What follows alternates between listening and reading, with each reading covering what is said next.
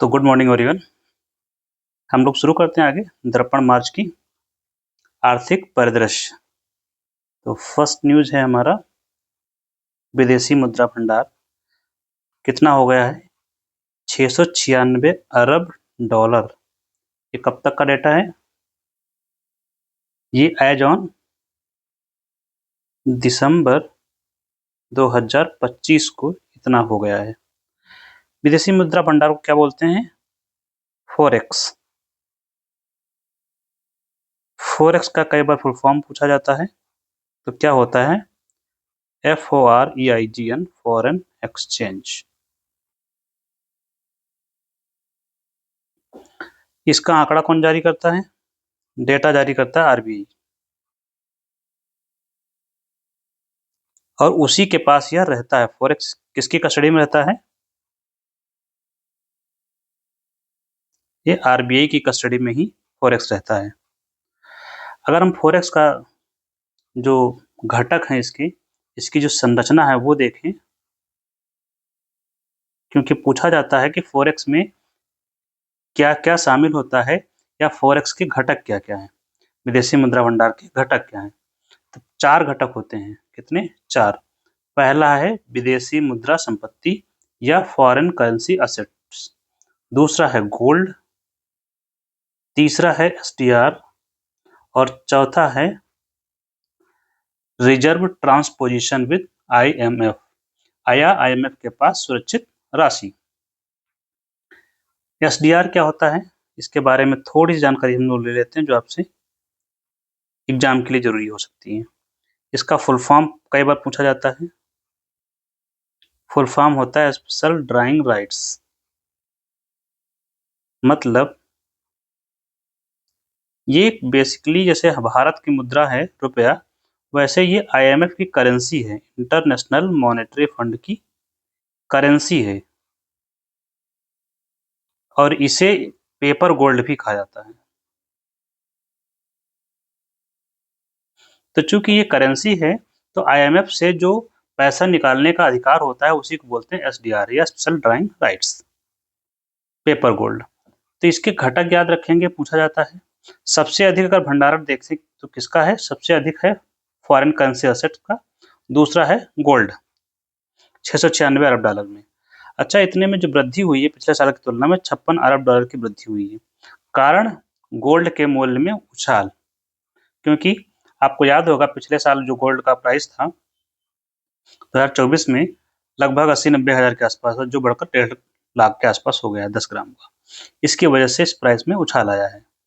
तो ये हो गया विदेशी मुद्रा भंडार के बारे में। विदेशी मुद्रा भंडार किसी देश के लिए क्यों आवश्यक होता है? ये इसलिए आवश्यक होता है क्योंकि जब हम किसी देश से आयात करते हैं तो आयात का जो बिल होता है उसको क्या बोलते हैं? Import bill. मतलब कोई चीज अब आयात करेंगे तो उसका भुगतान करना पड़ेगा, भुगतान को बिल बोलते हैं, तो आयात बिल। तो इम्पोर्ट बिल का भुगतान करने के लिए जरूरत पड़ती है, आयात बिल का भुगतान करने के लिए हमें किसकी जरूरत पड़ेगी? फॉरेक्स की। क्योंकि किसी भी देश से जब सामान मंगाते हैं तो वो आपको लोकल करेंसी में या अंतर्राष्ट्रीय जो मुद्रा एक्सेप्टेबल होती है उसमें पे करना होता है। तो इंटरनेशनली एक्सेप्टेबल जो करेंसी है वो है डॉलर ज़्यादातर। तो हमें डॉलर की जरूरत पड़ती है, इसीलिए फॉरेक्स बहुत जरूरी हो जाता है किसी भी देश के लिए। इससे ज़्यादा इसमें पूछा नहीं जाता है, तो हम आगे चलते हैं। अब है भारत का बाह्य ऋण। इसकी संरचना कैसी है, विश्लेषण क्या है? तो भारत का बाह्य ऋण कितना है? 746 अरब डॉलर, जो आपको दिख ही रहा है। एक बात। दूसरी बात, जैसे हम डेट की बात करते हैं, ऋण का मतलब होता है लोन। जैसे हम बैंक से लोन लेते हैं, लेकिन यहाँ लोन के लिए अच्छा शब्द इस्तेमाल करते हैं डेट, DEBT, डेट या ऋण। ये 2 प्रकार का होता है। एक हो सकता है हम देश के अंदर लोन लें, जिसे घरेलू ऋण बोलते हैं, और दूसरा होता है विदेशी ऋण या फॉरेन डेट। इंग्लिश में हो जाएगा एक्सटर्नल डेट। DEBT में बी साइलेंट रहता है तो डेट बोलते हैं, एक्सटर्नल डेट। विदेशी ऋण मतलब देश से बाहर जो हम ऋण लेते हैं। हमने मान लीजिए आईएमएफ से लोन ले लिया, अमेरिका से लिया गया, यूरोपीय यूनियन से ले लिया गया, तो ये ऋण है एक्सटर्नल डेट, देश के बाहर से। अब ये जो एक्सटर्नल डेट जिसकी हम चर्चा कर रहे हैं, ये हो गया है 746 अरब डॉलर।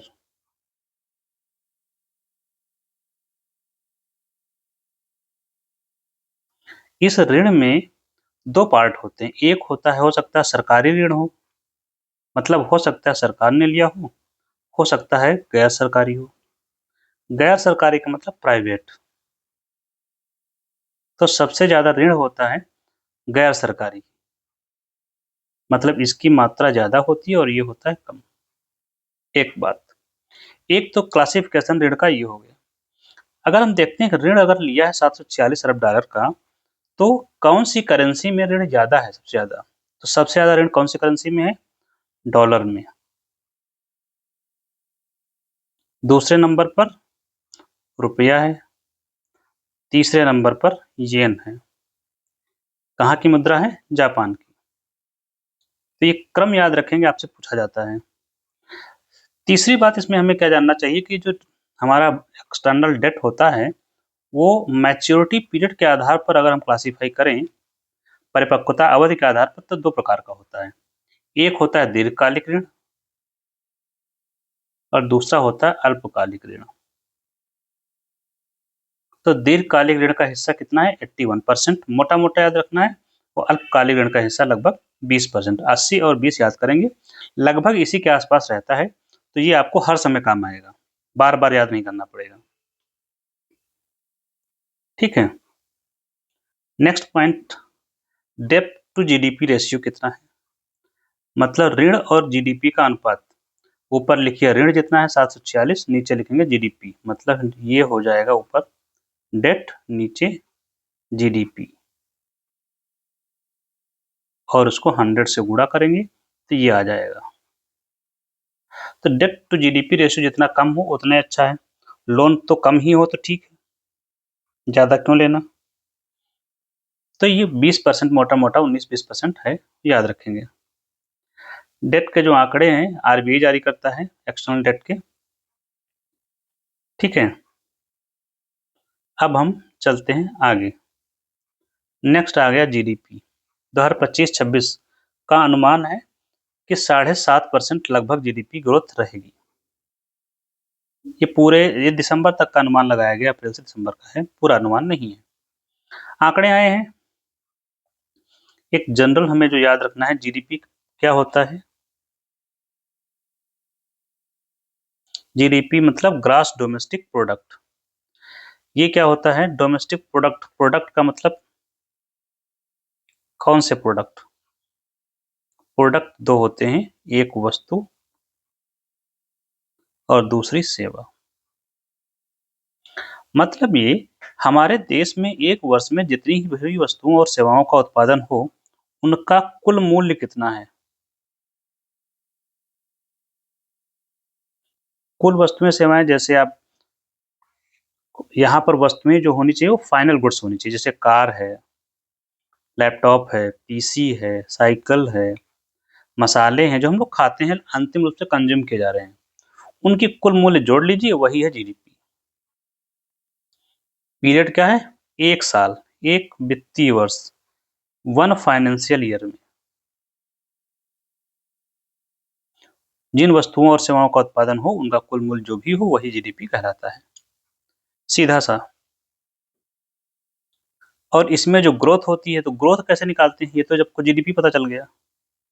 तो मान लीजिए कि पिछले वर्ष जीडीपी थी $100 की, 2025 की, फॉर एग्जाम्पल। और 2026 में आपने देखा वस्तुओं और सेवाओं का मूल्य निकला 120। 120 ज्यादा लग रहा है, 10 कंफर्टेबल जोन पर रहेगा। तो ये ग्रोथ कितनी हुई? परसेंटेज में निकालेंगे तो 10 की ग्रोथ हुई, 110 माइनस 100 बट्टे 100, इसको परसेंटेज में निकालना तो 100 से गुणा कर दिया, 10% आ गया। ये ग्रोथ रेट होती है, ये है विकास दर। जो ऊपर 7.4 लिखी हुई है वो यही है, ये है विकास दर, ग्रोथ रेट। और ये जो 200 लाख लिखा हुआ है, ये एब्सोल्यूट वैल्यू है, मतलब 200 लाख की वस्तुएं उत्पादित हुई थी। अब यहाँ पर 25-26 के लिए 2 कैटेगरी में लिखा गया है। ये है जीडीपी एट कांस्टेंट प्राइस, स्थिर मूल्य पर जीडीपी कितना है, और ये है जीडीपी एट करंट प्राइस, मतलब वर्तमान मूल्य पर कितना है। वर्तमान का मतलब जैसे वस्तु कोई भी, आपने मान लीजिए कि आपने कोई मोबाइल खरीदा, तो उस मोबाइल की कीमत आज क्या है, जैसे 7,000 है, तो इसके हिसाब से निकाला जाएगा।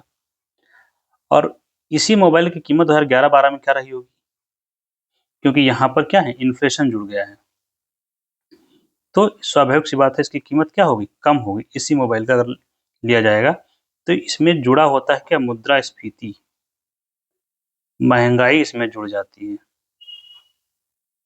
क्या जुड़ जाती है, इन्फ्लेशन। तो इन दोनों के बीच में अंतर किस चीज का है, मुद्रास्फीति का अंतर होता है। तो जीडीपी एट कांस्टेंट प्राइस हमेशा जीडीपी एट करंट प्राइस से क्या होगी, कम होगी। तो हमें प्रति व्यक्ति आय अगर देखें तो 2 लाख है करंट प्राइस के हिसाब से, और कांस्टेंट प्राइस के हिसाब से 1.21 लाख। आपको ये जो 2011-12 दिया हुआ ये बेस ईयर है, जिसके आधार पर कैलकुलेट किया जाता है, इसको याद रखेंगे, ये अभी बदलने वाला है।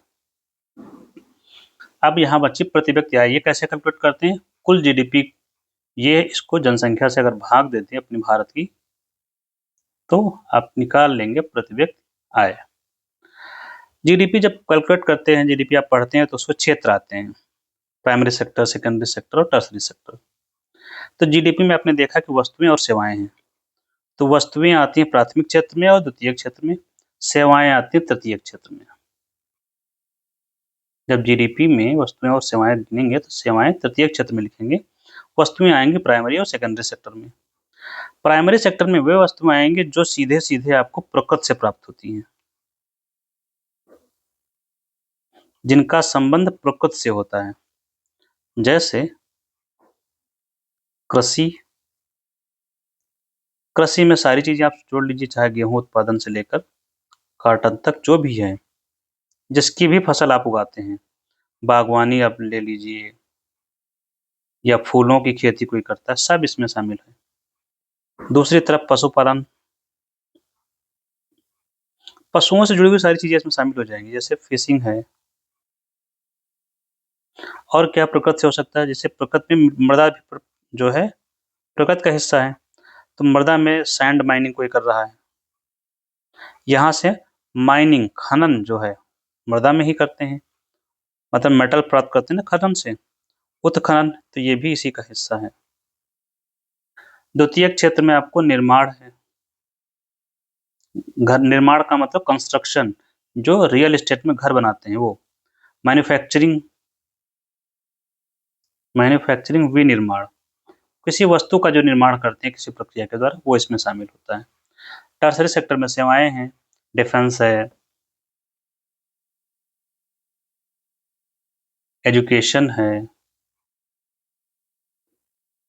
हेल्थ है। सेवाएं आपको दिखती नहीं है, बाकी सब जगह आपको सब कुछ दिखेगा। जैसे हेल्थ में डॉक्टर के पास आप जाएंगे, डॉक्टर आपको प्रिस्क्रिप्शन दे दिया, आपको कुछ दिखा नहीं। हाँ, मेडिसिन वाला ये आएगा सेकेंडरी सेक्टर में, लेकिन डॉक्टर की जो सर्विसेज हैं वो टर्सरी सेक्टर में है। डिफेंस में, एजुकेशन में क्या है, आप स्कूल जाते हैं, शिक्षा प्राप्त करते हैं, कुछ नहीं दिखता है। परिवहन है, ऐसे ही आपका इंश्योरेंस है, बीमा, या सीधे सीधे वित्तीय सेवाएं ले लीजिए। तो ये सारी चीजें हो गई। अब हम लोग आगे चलते हैं। अच्छा, जीडीपी के जो आंकड़े हैं जारी कौन करता है, जीडीपी के आंकड़े देखो 2 जगह, एक तो एनएसओ जारी करता है जो ऑथराइज्ड है, आरबीआई अनुमान लगाता है अपना, तो हमारे लिए यहाँ ये जारी करता है एनएसओ, नेशनल स्टैटिस्टिकल ऑफिस।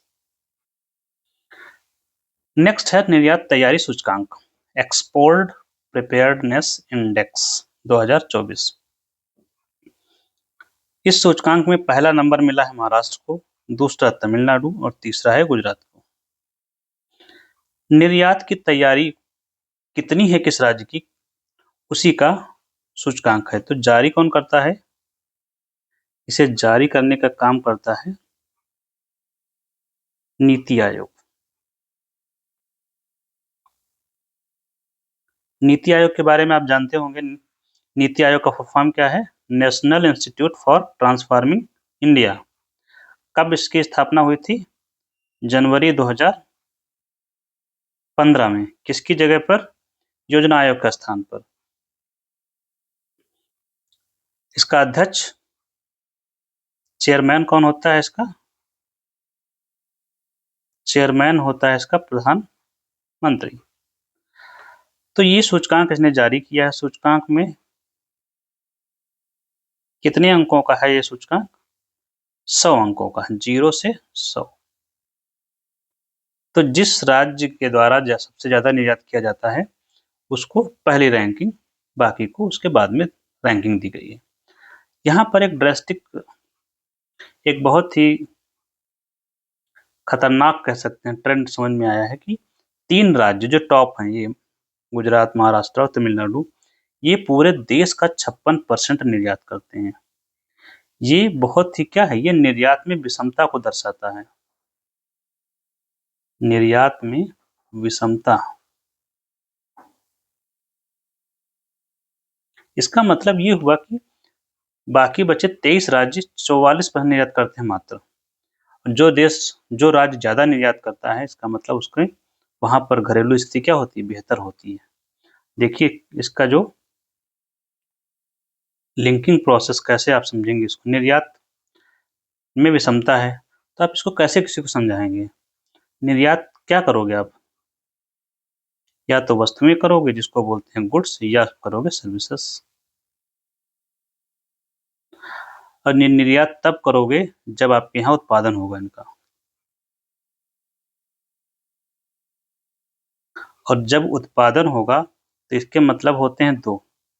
एक तो उस राज्य का जीडीपी बढ़ेगा, दूसरा उस राज्य में रोजगार सृजन होगा या रोजगार निर्माण होगा। जब उस राज्य में रोजगार निर्माण होगा तो लोगों की आय बढ़ेगी, लोग वहां काम करेंगे, उनकी आय बढ़ेगी। आय बढ़ेगी तो राज्य क्या होगा? अमीर होगा। और आय बढ़ेगी तो बाकी सब चीजें बढ़ जाएंगी, इंफ्रा बढ़ेगा, खुशहाली बढ़ेगी, हेल्थ एजुकेशन अच्छा होगा। और जीडीपी बढ़ेगा तो राज्य को टैक्स ज्यादा मिलेगा, इंफ्रास्ट्रक्चर अच्छा बनाएंगे, टैक्स ज्यादा है तो सरकार इंफ्रा बढ़ाएगी। तो ये सब चीजें क्या हैं? उस राज्य का विकास होगा। कुल मिला के इन दोनों चीजों को कंबाइन करोगे तो राज्य का विकास होगा। तो निर्यात का योगदान किसी राज्य के विकास के लिए और राज्य के क्या, देश के विकास के लिए बहुत आवश्यक है। इसी वजह से देखिए यहाँ पर रोजगार सृजन ज्यादा होता है महाराष्ट्र और तमिलनाडु, गुजरात में।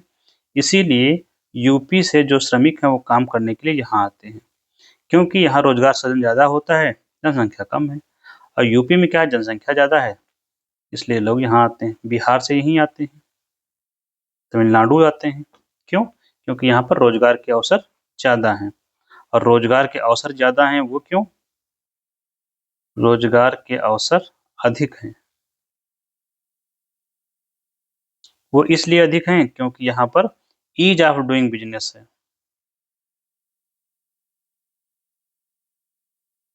मतलब यहाँ काम करने के लिए अच्छा माहौल है, सीधा सा मतलब ये है।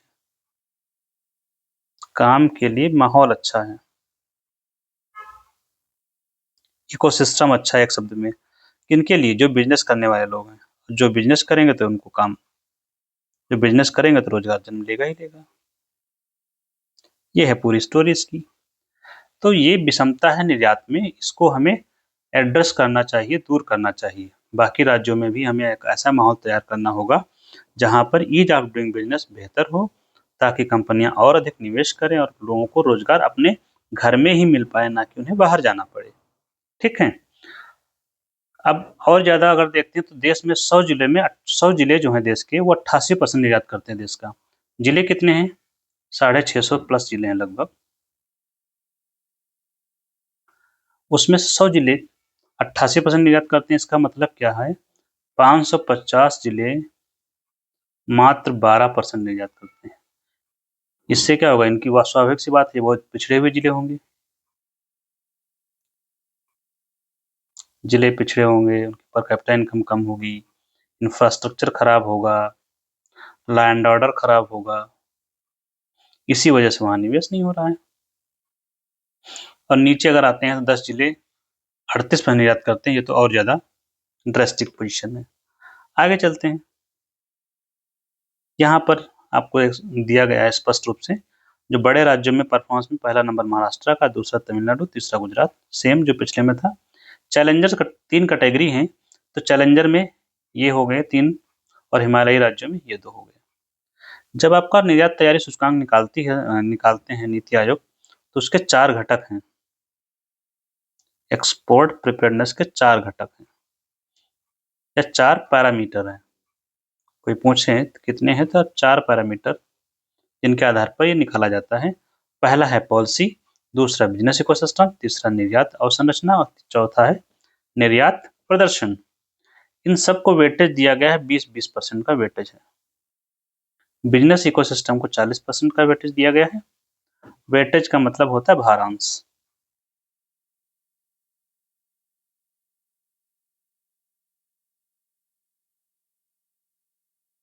तो ये निर्यात तैयारी सूचकांक आपका हो गया। निर्यात में असमानता बहुत है, ये एक गंभीर चुनौती है। दूर करने के लिए क्या करना चाहिए? दूर करने के लिए यही सब सही करो।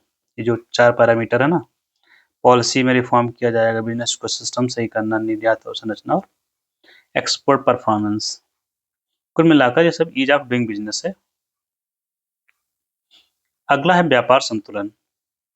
वाणिज्य मंत्रालय ने डेटा जारी किया है और इसमें 2-3 बातें आपको एज इट इज याद रखनी है, जैसे कि वस्तुओं का व्यापार हमारा जो होता है वो हमेशा घाटे में होता है।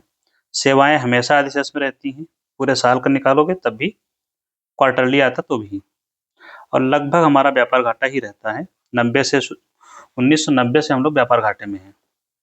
ये आंकड़े आपको अप्रैल से दिसंबर के लिए दिए गए हैं, हम वर्ष का भी वही रहता है। आप सामान्य रूप से कोई पूछता है यही रहेगा, 1 साल का भी, 2 साल का, 3 साल का, लगभग स्थिति यही है। कोरोना टाइम में थोड़ा सा चेंज हुआ था 1 आध 2 साल में, तो वो आपको एक्सेप्शन में रखना है। ये निकालते कैसे हैं? व्यापार संतुलन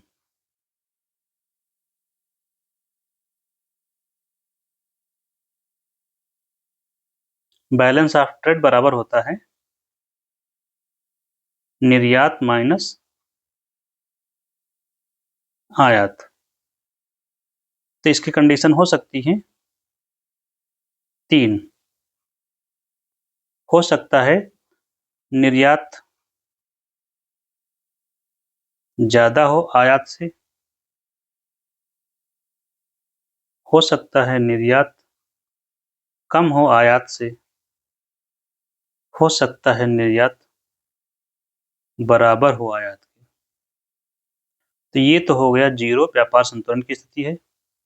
ये वाली स्थिति होती है जब निर्यात ज्यादा होगा तो ये धनात्मक आएगा उत्तर। जैसे यहाँ निर्यात अगर ज्यादा है, 100 माइनस 80 अगर किया जाए तो 20 आएगा, तो धन में आएगा, तो धनात्मक। इसको बोलते हैं अधिशेष, व्यापार अधिशेष। ये निगेटिव में आएगा तो इसको बोलते हैं व्यापार घाटा। तो ये व्यापार घाटे की स्थिति है। तो ये रहा वस्तुगत घाटा, ये रहा नेट व्यापार घाटा वस्तुओं और सेवाओं को मिला करके। ठीक है, तो यहाँ 96 कैसे आया? ये माइनस है, ये प्लस है, एडजस्ट करेंगे तो 96 आएगा, है ना। तो निर्यात में कुल वृद्धि हुई 4.33%। तो यहाँ पर आपको जो समझना था, सीखना था, वो आपने देख लिया है। किसी भी देश के लिए व्यापार घाटा ये अच्छा नहीं होता है। ये किसी भी अर्थव्यवस्था के लिए अच्छा संकेत नहीं। क्यों? क्योंकि इसका मतलब व्यापार घाटा की स्थिति है, इसका मतलब आप आयात ज्यादा करते हैं, निर्यात कम करते हैं। आयात ज्यादा करने का मतलब क्या हुआ? बाहर से वस्तुएं आती हैं, वस्तु हो या प्लस सेवा, ये बाहर से आती है। बाहर से मतलब बाहरी देश से आती है। जब कोई वस्तु आपके यहाँ बाहर से मंगाई जाती है, तो एक संकट ये रहता है कि अगर बाहरी देश ने देना बंद कर दिया, तो आप काम कैसे करेंगे? तो ये स्थिति बहुत खराब होती है, जैसे कि इस समय रेयर अर्थ मिनरल्स की स्थिति चल रही है। रेयर अर्थ मिनरल्स में चाइना का दबदबा है, लगभग 90-95% का। उसने लगा दिया है एक्सपोर्ट पर प्रतिबंध, बैन लगा दिया। तो अब इनसे बनने वाले जो उपकरण होते हैं, चाहे डिफेंस के हैं, मोबाइल है, टीवी है, कंप्यूटर है, वो सब प्रभावित हो रहे हैं, उनकी कीमतें बहुत ज़्यादा बढ़ गई हैं। क्यों? क्योंकि इसके लिए आयात पर निर्भर हैं। तो आयात पर निर्भरता किसी भी चीज़ की अच्छी नहीं होती है। दूसरा एग्जाम्पल आप ले सकते हैं आयात पर निर्भरता का, जैसे भारत कच्चा तेल का आयात करता है। लगभग 80-85% तक हम आयात करते हैं। ठीक है, मोटा-मोटा। अगर कोई देश कच्चा तेल देने से मना कर दे तो भारत की स्थिति खराब हो जाती है। कैसे? तुरंत महँगाई बढ़ जाएगी अपने यहाँ। अगर वो देने से मना कर दे, दूसरी स्थिति क्या देख रहे हैं अभी, यूक्रेन वार चल रहा है, उसकी वजह से समस्या हो गई। इज़राइल की वजह से समस्या हो रही है। ईरान पर जो युद्ध हुआ, अमेरिका ने किया उससे, तो काफ़ी दाम बढ़ जाते हैं कच्चे तेल के, और कच्चे तेल के दाम बढ़ जाएँगे तो इसका परिणाम क्या होता है? कच्चे तेल के दाम बढ़ गए। हमको अब आयात करना ही करना है, तो हमारा आयात बिल बढ़ जाएगा। अब लिंक समझिए क्या है? आयात का बिल बढ़ गया, तो पेमेंट तो करना पड़ेगा, तो हमारा फ़ॉरेक्स घटेगा, क्योंकि पेमेंट किसमें होना? विदेशी मुद्रा में। अब फ़ॉरेक्स डिप्लीट करेगा तो ये अच्छी बात नहीं है। अर्थव्यवस्था अस्थिर हो जाती है। ये लिंकेज है इसका। अब आगे चलते हैं। भारत अमेरिका और व्यापार, इस पर क्या है, ट्रेड डील हो गई है भारत और अमेरिका के बीच में। आप पहले से जानते हैं कि भारत और अमेरिका ने भारत पर 50% का टैरिफ लगा रखा है। 25% टैरिफ एक काम का है, 25% काम दूसरे के लिए। तो टैरिफ जो लगाया है अमेरिका ने, 2 कैटेगरी के लगाए हैं। एक तो 25% टैरिफ लगाया है, जिसको बोलते हैं रेसिप्रोकल टैरिफ। ये वो टैरिफ है जो हमको देख कर लगाए हैं, मतलब जो हमने लगा रखा है सेम उन्होंने लगा दिया। और 25% लगाया है, पेनल्टी टैरिफ लगाया है नहीं, लगाया था। पेनल्टी टैरिफ किस बात का? किस चीज़ की पेनल्टी? रूस से तेल आयात करने की वजह से। रूस से हम तेल मंगाते हैं, इस वजह से उसने पेनल्टी टैरिफ लगाया कि रूस से तेल मंगाते हो क्यों? इसलिए इस टैरिफ को बोलते हैं सेकेंडरी टैरिफ। ये सीधे हमसे नहीं जुड़ा हुआ है। अगर हम रूस से बंद कर दें खरीदना तो ये टैरिफ हट जाएगा। ये वाला प्राइमरी टैरिफ है, रेसिप्रोकल।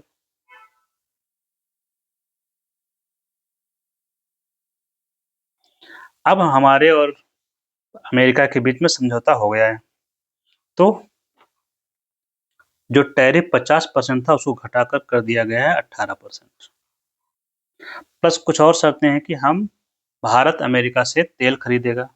अमेरिका से तेल मतलब अमेरिका ने जो वेनेजुएला पर कब्जा किया है वहाँ से अब तेल खरीदेगा भारत, प्लस वस्तुएं खरीदेगा जिसकी कीमत लगभग होगी 500 अरब डॉलर की।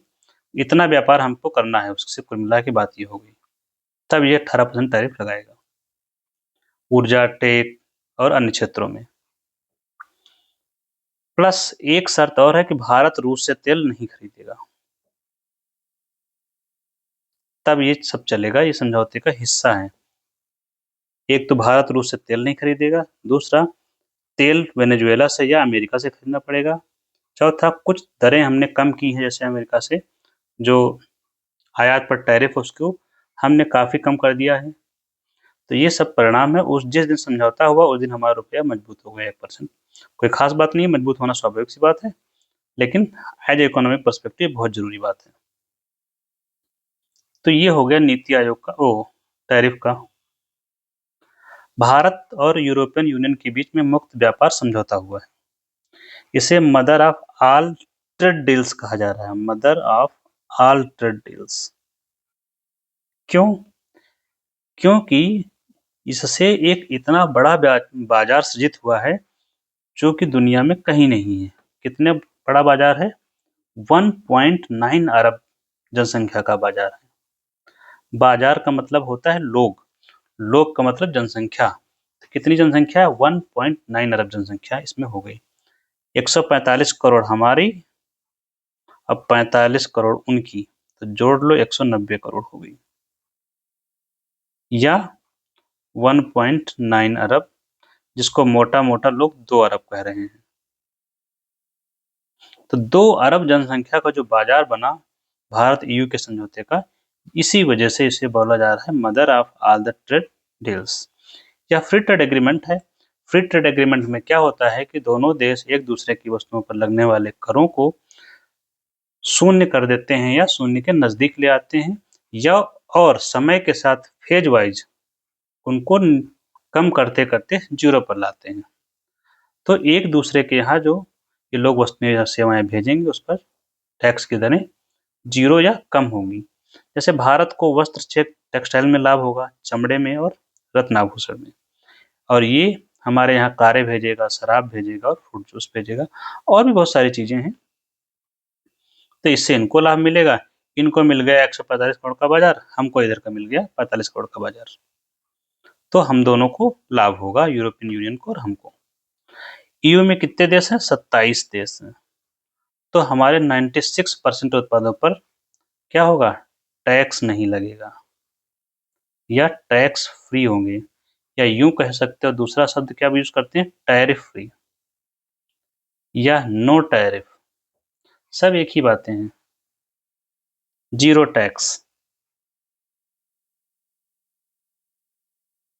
ठीक है। तो ये हो गया इनका। प्लस चूंकि अभी एफटीए की बात हो रही है, भारत को एफटीए क्यों करना पड़ रहा है? क्योंकि अमेरिका ने, जानते हैं, वैश्विक अस्थिरता उत्पन्न कर रखी है, हर देश पर टैक्स लगा रखा है, तो सबकी जीडीपी पर संकट हो रखा है, अर्थव्यवस्था पर। तो जो वस्तुएं हम अमेरिका को निर्यात करते थे, वो वस्तुएं हम कहीं और निर्यात करने लगे, तो हमारी अर्थव्यवस्था ठीक से चल सकती है। इसीलिए हमने देशों के साथ फ्री ट्रेड एग्रीमेंट करना शुरू कर दिया है, जो इतने देशों के साथ हम कर चुके हैं, और न्यूजीलैंड के साथ हमारी बातचीत चल रही है। ऑस्ट्रेलिया के साथ में हमने किया था, ईसीटीए नाम था। यूके के साथ हमने किया था सीईटीए। ये है यूरोपियन फ्री ट्रेड एसोसिएशन, जिसमें 4 देश हैं, Iceland, Norway, Switzerland.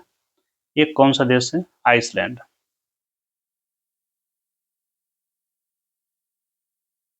European Free Trade association.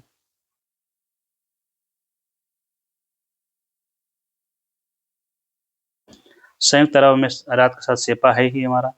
EU के साथ हमने अभी किया है। ओमान के साथ हस्ताक्षर हुआ ही अभी। मॉरिशस के साथ पहले से हो रखा है। तो कुछ एग्जाम्पल के लिए आप याद रखेंगे कि भारत लगातार जो है एफटीए कर रहा है, ताकि अपनी वस्तुओं को दूसरे बाजारों में पहुंचा सके और जीडीपी साइज बढ़ सके। ये वही बात है, 1.4 4.5 मिलियन जोड़ के 2 अरब का बाजार लगभग बन गया है। ये यू भारत और यू के बीच की बात है। ये मैप में आप देख सकते हैं ये किसके साथ समझौता हुआ है, सेम है, मॉरिशस, ऑस्ट्रेलिया, ओमान, अमीरात।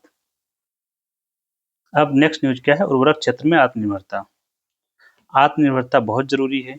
तो घरेलू उत्पादन में हमारी आत्मनिर्भरता कितनी है? 73%। यूरिया की 87%, एनपी के 90% और डीएपी का 40% हम क्या करते हैं? घरेलू उत्पादन करते हैं, मतलब हमारे देश में उत्पादन होता है। ऐसा कैसे हो पाया?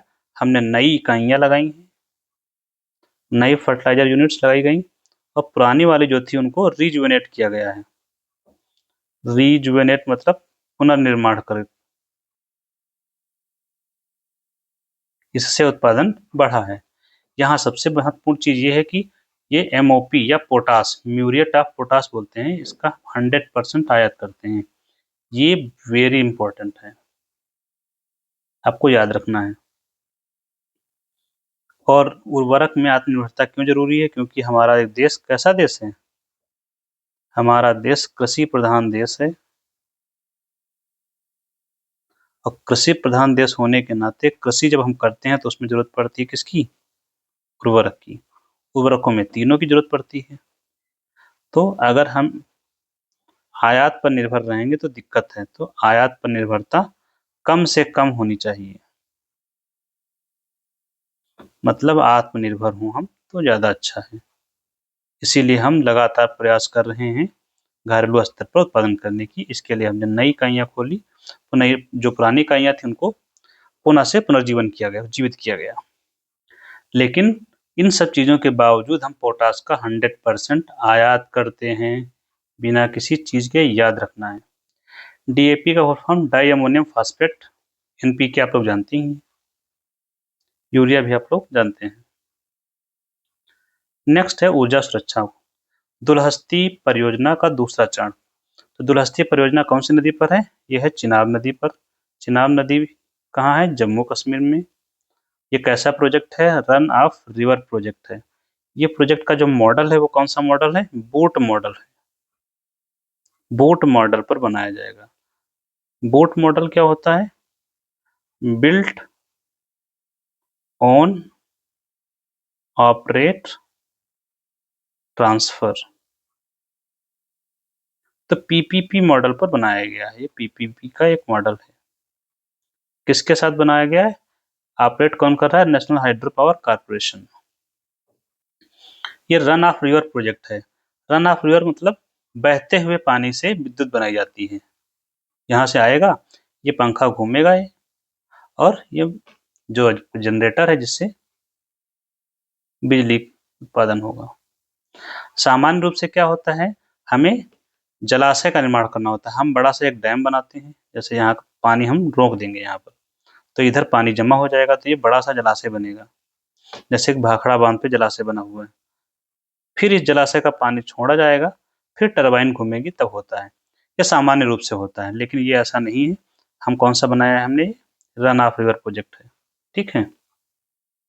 और इसको ऑपरेट कौन कर रहा है? National hydro power corporation. चूंकि इस नदी का जो जल है वो पाकिस्तान भी जाता है, तो पाकिस्तान ने आरोप लगाया है वेपनाइजेशन ऑफ वाटर। भारत क्या कर रहा है? पानी का हथियारीकरण कर रहा है। क्यों ऐसा कह रहा है? क्योंकि एक संधि है सिंधु जल संधि, या कब की है सिंधु जल संधि? 1960 की है। इंडस वाटर ट्रीटी, IWT, किसके बीच हुई थी? भारत और पाकिस्तान के बीच में। तो इसमें 3 नदियां इनको मिली थी, 3 नदियां हमको मिली थी। पूर्व और पश्चिम का बंटवारा हुआ था इसमें।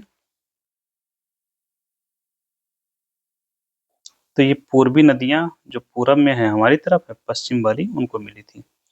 पूरब में 3 नदियां कौन सी हैं? सतलज, ब्यास और रावी। इनको मिली थी सिंध, चिनाब और झेलम। ये इंडस वाटर ट्रीटी के तहत। अब हम आगे चलते हैं यूरोजोन। यूरोजोन का विस्तार हुआ 2026 में, और नया मेंबर कौन बना? बुल्गारिया। और कुल मेंबर कितने हो गए? 21। यूरोजोन में कुल हो गए मेंबर 21। यूरोजोन की शुरुआत हुई थी 1999 में। कब? जब 11 मेंबर थे। 11 से बढ़ते बढ़ते हो गए 21। बुल्गारिया की मुद्रा लेव थी, अब क्या हो जाएगी? यूरो हो जाएगी। ये यूरो का सिंबल है। यूरोजोन क्या है? यूरोपियन यूनियन का एक पार्ट। ईयू में 27 मेंबर हैं। 27 सदस्यों में से 21 ने यूरो एक्सेप्ट कर लिया है, बाकी 6 ने अभी एक्सेप्ट नहीं किया है।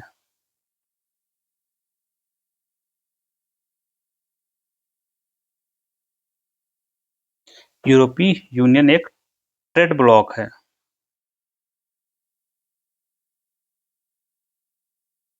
यह इकोनॉमिक ब्लॉक है जहां पर वस्तुओं और सेवाओं का मुक्त रूप से आदान प्रदान होता है। वस्तुओं का, सेवाओं का और श्रम का, पूंजी का, ये सब मुक्त प्रवाह होता है। मतलब फ्रांस से स्पेन भेजो, स्पेन से फ्रांस चले जाओ, फ्रांस से जर्मनी जाओ, इटली जाओ, कहीं भी जा सकते हैं। आपको वहाँ वीजा पासपोर्ट का चक्कर नहीं, एक बार एंट्री करो, घूमो। तो ये हो गया यूरोजोन का विस्तार। आपको बुल्गारिया का नाम याद रखना है। अब हम चलते हैं कुछ MCQ की ओर। जैसे RBI के पास आरक्षित विदेशी मुद्रा में कौन से घटक शामिल हैं? पहला है शामिल है, दूसरा भी शामिल है, तीसरा भी शामिल है, चौथा भी शामिल है, तो ऑप्शन चौथा सही हो जाएगा। नेक्स्ट क्या है? एक्सटर्नल डेब्ट के संदर्भ में बताना है, इसकी संरचना के संदर्भ में है। कुल बाह्य ऋण में एक्सटर्नल डेब्ट में लॉन्ग टर्म डेब्ट का हिस्सा कितना है? 80% तो है ही, ठीक है। बाह्य ऋण में सबसे बड़ा हिस्सा रुपए का है, ये तो नहीं है। किसका है? डॉलर का है। कथन दो गलत है, बाह्य ऋण में सबसे बड़ा हिस्सा डॉलर का है, जबकि रुपए का हिस्सा 30% वो दूसरे स्थान पर है। यहाँ से भी आप देख सकते हैं। थर्ड क्वेश्चन है, नीति आयोग का जो एक्सपोर्ट प्रिपेयर्डनेस इंडेक्स जारी हुआ है, उसमें पहला नंबर किसका है? महाराष्ट्र का, दूसरा तमिलनाडु और तीसरा गुजरात का है। तीनों मिलकर 50% से ज्यादा कवर करते हैं। उर्वरक आत्मनिर्भरता के संदर्भ में निम्नलिखित में से किस उर्वरक की घरेलू आवश्यकता 100% आयात द्वारा पूरी की जाती है? ये तो आप लोग जानते होंगे, विदाउट डाउट पोटास या म्यूरेट ऑफ पोटास। दुलहस्ती जल विद्युत परियोजना रन ऑफ प्रोजेक्ट है कौन सी नदी पर? चेनाब नदी पर।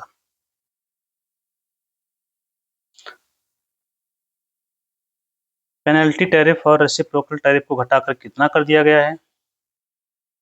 18%। जानते ही हैं आप लोग। यूरोजोन के संदर्भ में क्या है? बुल्गारिया ने यूरो को अपनी आधिकारिक मुद्रा के रूप में एक्सेप्ट कर लिया है, ये तो बात सही है। यूरोजोन में शामिल होने वाला 25वां राष्ट्र है क्या? लग तो नहीं रहा है। 21वां राष्ट्र है, तो केवल एक सही होगा। किसी भी देश को यूरो मुद्रा अपनाने के लिए maastricht क्राइटेरिया का पालन करना आवश्यक है। निम्नलिखित में से कौन सी शर्त इसमें शामिल नहीं है? यूरोपियन यूनियन एक इकोनॉमिक यूनियन है, तो फिस्कल डेफिसिट, पब्लिक डेट, मुद्रास्फीति, ये तो सब इकोनॉमिक कंडीशंस है। डिफेंस वाला शामिल नहीं होगा इसमें। एनएसओ का लोगो जारी किया गया, उसका नाम, गणना, प्रगति, लक्ष्य और सांख्यिकी। Mother of all trade deals क्यों कहा जा रहा है? क्योंकि दोनों के पास विशाल बाजार है, जिसका आकार 1.9 अरब है। ये कुछ छोटे छोटे सवाल क्वेश्चन हैं जो आप लोग देख लेंगे वन बाय वन। जैसे कि आरबीआई के पास फॉरेक्स कितना है? 746। फॉरेक्स में शामिल क्या नहीं है? जीसेक। एक्सटर्नल डेट में सर्वाधिक हिस्सा किसका होगा? डॉलर का। दीर्घकालिक ऋण 81%, सही लग रहा है, बाकी तो गलत है। जीडीपी ग्रोथ रेट हमें कोई खास मतलब रहता नहीं है, क्योंकि ये सिर्फ अप्रैल से दिसंबर तक का था। सूचकांक में पहला स्थान महाराष्ट्र का। बिजनेस इकोसिस्टम को वेटेज दिया गया होगा 40%। म्यूरेट ऑफ पोटाश का घरेलू उत्पादन कितना होता है? 0%। निर्यात असमानता के संदर्भ में शीर्ष 3 राज्य कितना कुल निर्यात का कितना परसेंट योगदान करते हैं? 56%। टैरिफ घटाकर कितना कर दिया गया है, ये आप लोग पढ़ लीजिए, इसको याद करने की जरूरत नहीं इस पॉइंट को। ये भी ठीक है, ये वाला ठीक है। भारत के निर्यात में इसको भी जरूरत नहीं है। नेक्स्ट क्या है? दुलहस्ती कहाँ पर है? मॉडल क्या है इसका? यूरो को अपनाने वाला राष्ट्र कौन सा है? दुलहस्ती को क्या करार दिया गया है? इसके आंसर आपको नीचे मिल जाएंगे, हम लोग चलेंगे तो मिल जाएंगे। भारत में स्थिर मूल्य पर जीडीपी की गणना के लिए आधार वर्ष आप जानते हैं, टिक कर लेंगे। माइनिंग एंड क्वायरिंग किस क्षेत्र में है? प्राइमरी, सेकेंडरी या टर्सरी? ये है उत्तर। देख लीजिए आराम से।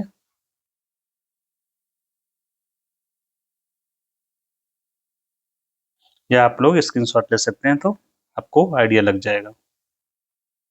ये वेटेज जो उसमें पूछा गया था, बिजनेस इकोसिस्टम को 40 है, बाकी सबका 20% है।